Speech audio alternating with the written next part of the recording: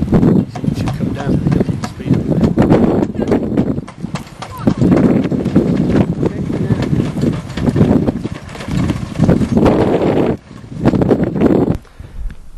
This is the beautiful island of Sark, the smallest of the Channel Islands. This causeway, La Coupée, the iconic image of Sark, was built by German prisoners of war in 1945. Sark, like the other Channel Islands, was occupied by the German forces during World War II and only liberated in May of 1945. Sark is special in many ways. For example, motor cars are banned here. It's special in another way. This was one of the last feudal states in Europe until an election was called for the first time in December 2008.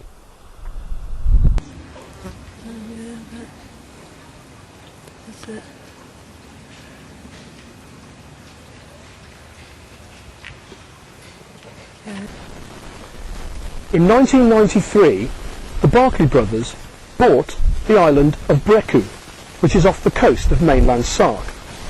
And on the island they have constructed a huge mock medieval castle.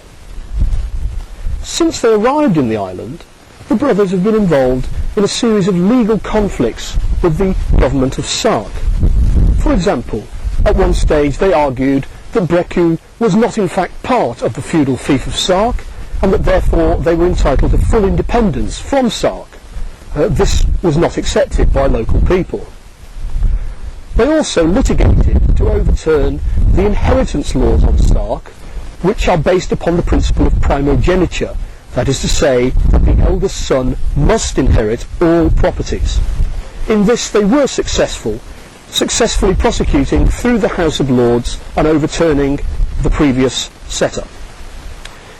When the first democratic election on Sark was called in December 2008, the Barclay brothers were very keen to influence the outcome and circulated election propaganda encouraging people to vote for candidates of whom they approved, including their estate manager, Mr. Kevin Delaney. But they didn't only operate in an entirely straightforward fashion. They also engaged in what might be called black propaganda, such as this poster, for example, which, as you can see, has been ripped from a wall. It purports to be a poster on behalf of the candidates that the Barclay brothers did not want elected. And as you can see, it says, "Sark Economic Destruction Alliance. Let us increase your taxes and spend your money," and gives a list of 12 individuals whom the Barclay brothers are encouraging the population not to vote for. In mainland Britain, this kind of election propaganda will be entirely illegal. It purports to be election propaganda by the Barclay brothers' opposition, and it also lacks any kind of identification of the organisation which has produced it. Of the 12 people listed here as candidates not to be elected by the Barclay brothers, 9 were in fact elected. One of those 9 elected candidates was this fellow, Mr. Tony Ventris. I'm Tony Ventris, a member of the local parliament, and I've been on Sark since 1969.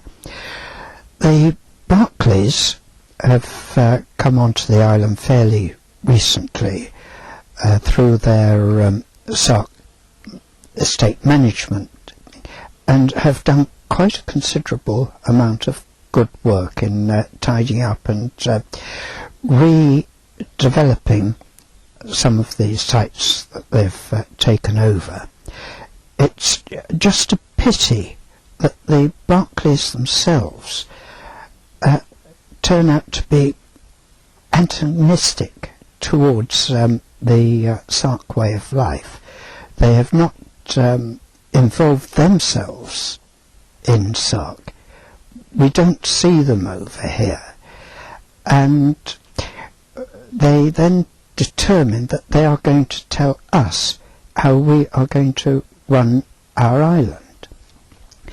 And it has taken Sark itself over 10 years to re-evaluate its parliamentary setup, which came to fruition last December with the first totally democratic election, with 28 people elected to our Parliament. At the election we had 56 candidates standing for the 28 seats. There were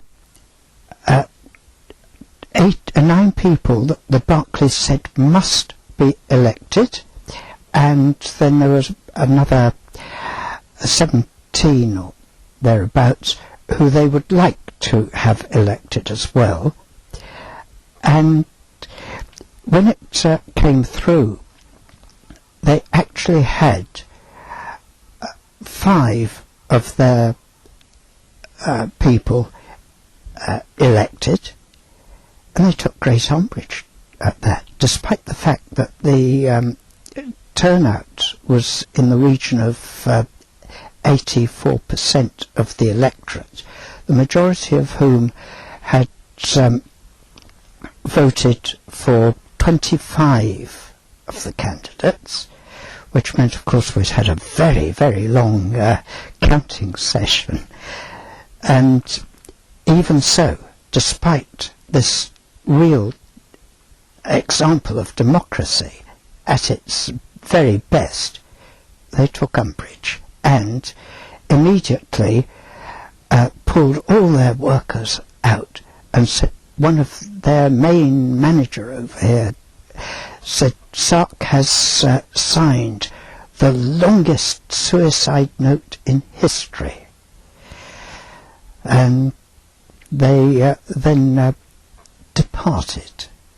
But such was the furore that the press and the amount of support that the Sark populace got from the media, they very quickly backtracked and reinstated all their workers, but we have never had an apology for that infamous suicide note speech, which of course, you know, we would like.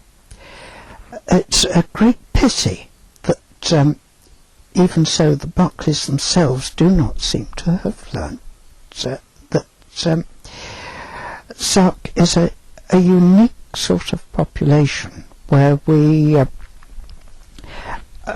very small, 650 people community, and unlike a village in England where if you can't get on with your next door neighbours, or you don't like the restaurants or pubs that are around, you can always go 10-15 miles down the road and find something else. Here we have to live together.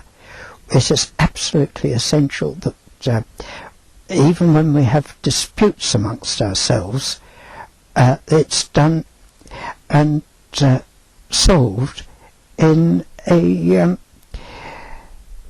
relatively friendly way, because we'll probably need that person a few days later. We're all of us totally and absolutely dependent on each other. It's a very dependent community, because I can't dash off and get another builder from, say, 20 miles away.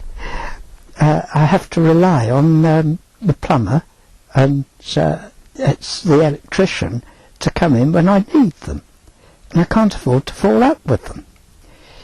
I can disagree with them, and we do disagree with each other.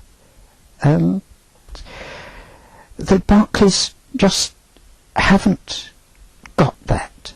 They just don't seem to realise this. Their attitude is, if you don't agree with us, we'll set our advocates onto you, our lawyers onto you.